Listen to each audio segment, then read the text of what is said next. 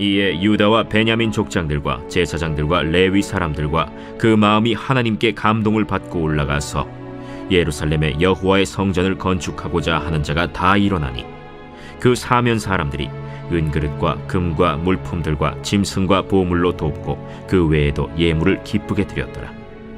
고레스 왕이 또 여호와의 성전 그릇을 꺼내니 옛적에 느부갓네살이 예루살렘에서 옮겨다가 자기 신들의 신당에 두었던 것이라. 바사왕 고레스가 창고지기 미드르닷에게 명령하여 그 그릇들을 꺼내어 세워서 유다 총독 세스바살에게 넘겨주니 그 수는 금 접시가 30개요 은 접시가 1000개요 칼이 29개요 금 대접이 30개요 그보다 못한 은 대접이 410개요 그 밖에 그릇이 1000개이니 금은 그릇이 모두 5400개라.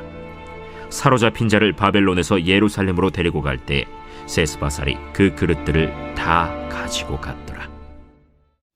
오늘은 하나님의 때에 하나님의 방법으로 라는 제목으로 하나님 말씀 증거하도록 하겠습니다.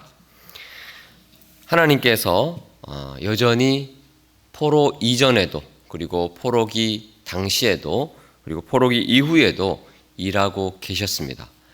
그런데 하나님은 어떤 방식으로 일을 하시는가 오늘 우리가 살펴볼 텐데 하나님의 때에 하나님의 방법으로 일을 하십니다. 5절을 보시면 포로로 잡혀와서 타국에서 생활하던 이스라엘 백성들이 드디어 고향 땅으로 가기 위해서 다 일어나는 감동적인 모습이 그려지죠. 사실 이들은 11절에 보시면 사로잡힌 자라는 표현이 있죠. 이들은 사로잡힌 자였습니다. 즉 전쟁 포로로 끌려갔던 사람들이죠. 얼마나 고국 땅으로 돌아가고 싶었을까요? 하지만 70년 동안 돌아갈래야 돌아갈 수가 없었습니다. 나라를 빼앗기고 그 철권 통치 아래에서 어쩔 수 없이 타국에서 살아야만 했습니다. 그런데 드디어 이제 고국 땅으로 돌아가는 거죠. 사실 바벨론 제국의 포로였기 때문에 표면적으로 돌아갈 수 없었지만 더 근본적인 이유는 하나님의 때가 되지 않았기 때문입니다. 이제 하나님의 때가 되었습니다. 하나님께서 길을 여셨기 때문에 이제 포로 생활 끝내고 돌아갈 수 있는 것입니다. 예레미야서 25장 11절에 보시면 포로기 이전에 하나님께서 예레미야 선지자를 통해서 이렇게 말씀하셨습니다. 이 모든 땅이 폐허가 되어 놀랄 일이 될 것이며 이 민족들은 70년 동안 바벨론의 왕을 섬기리라. 분명히 예고된 포로 생활이었습니다. 그리고 70년 이후에 드디어 포로 생활에서 끝난다라고 하나님께서 예고하셨죠. 하나님의 때가 차니 순식간에 길이 열립니다. 포로 생활 마칠 수 있습니다.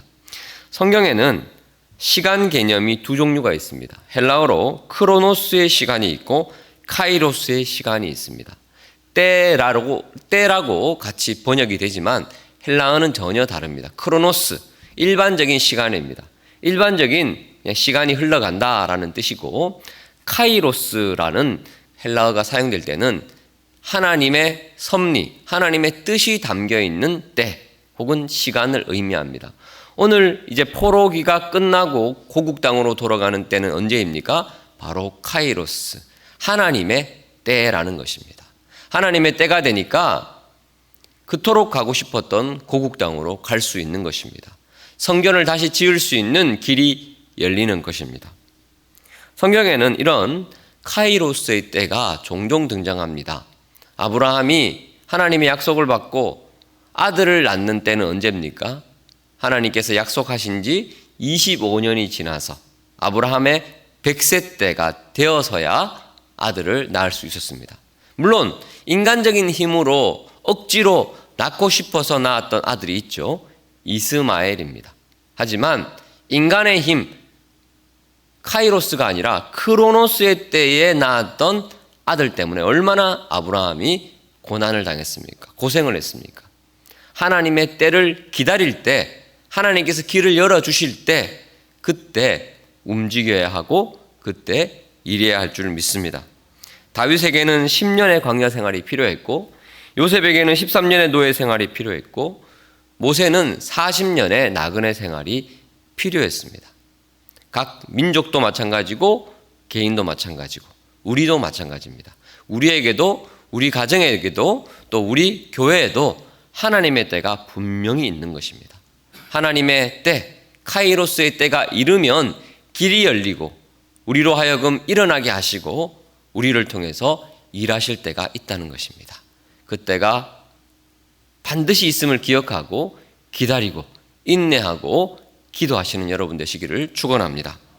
자, 이때가 되어서 이제 5절에 보시면 하나님께서 사람들에게 감동을 주십니다. 자, 이에 유다와 베냐민 족장들과 제사장들과 레위 사람들과 그 마음이 하나님께 감동을 받고 올라가서 예루살렘에 여호와의 성전을 건축하고자 하는 자가 다 일어나게 됩니다. 이게 1차 포로 귀한 백성들의 마음을 하나님께서 감동을 시켜 주십니다. 성전을 짓는 사람이 필요하죠. 그래서 그 사람들에게 하나님께서 감동스러운 마음을 주시는데 우리에게도 그럴 때가 있습니다. 하나님께서 일하실 때 우리 마음에 감동을 주십니다.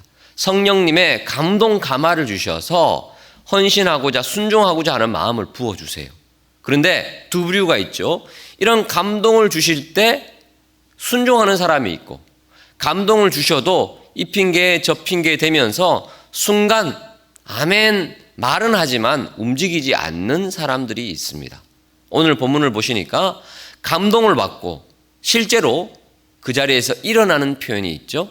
그리고 70년 동안 떨어져 있던 그 이방 땅 생활을 청산하고 이제 고국 땅 예루살렘으로 성전을 지으러 가는 행렬이 시작이 됩니다.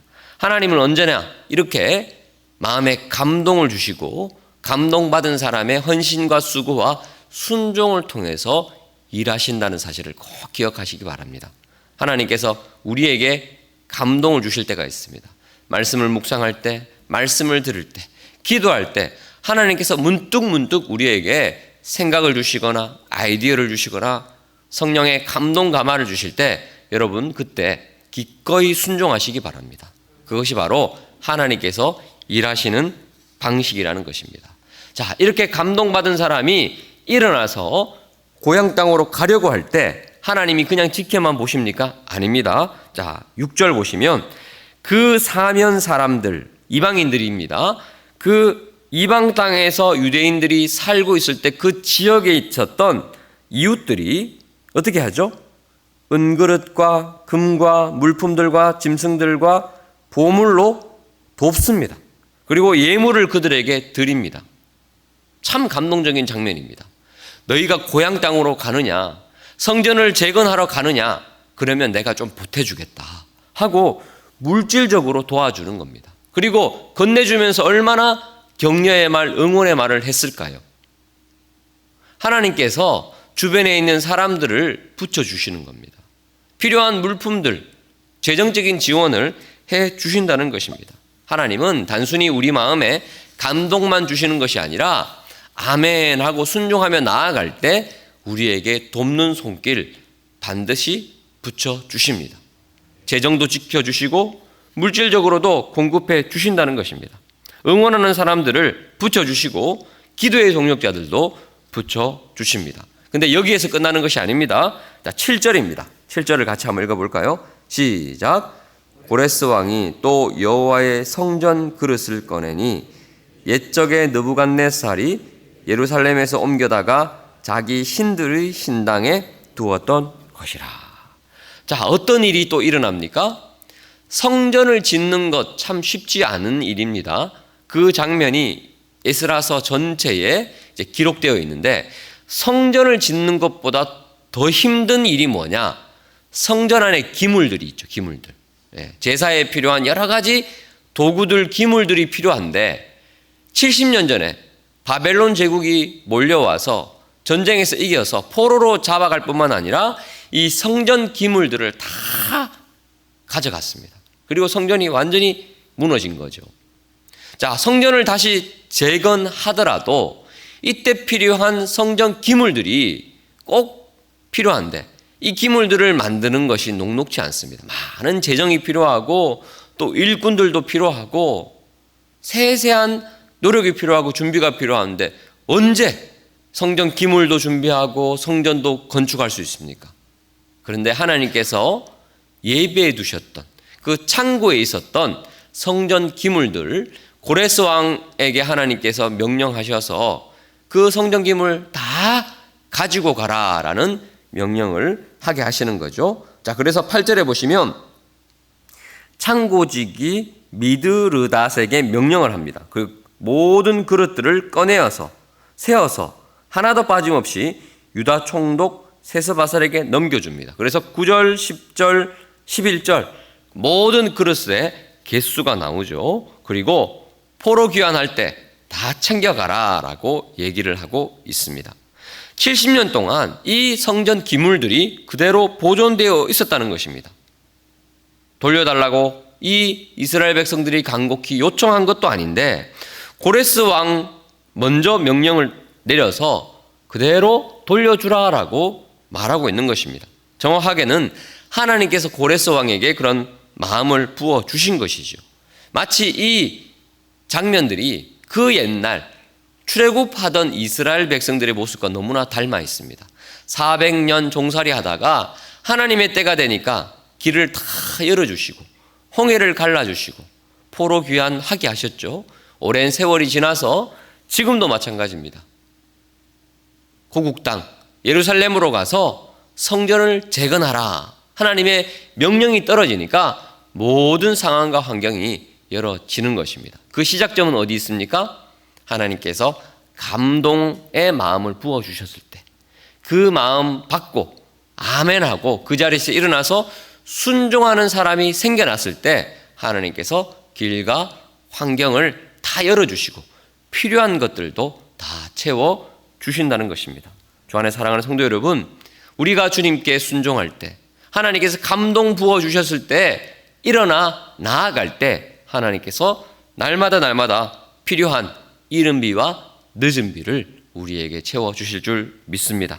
겨울이 지나고 봄이 오듯이 우리 삶에도 하나님의 임재가 회복되어지고 영광의 빛이 비춰질 줄 믿습니다.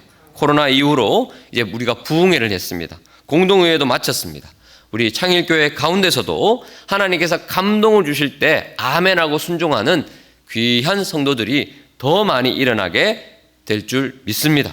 그때 필요한 것들 우리 교회에 채워주셔서 더 큰 은혜와 부흥의 놀라운 은혜를 경험할 줄 믿습니다.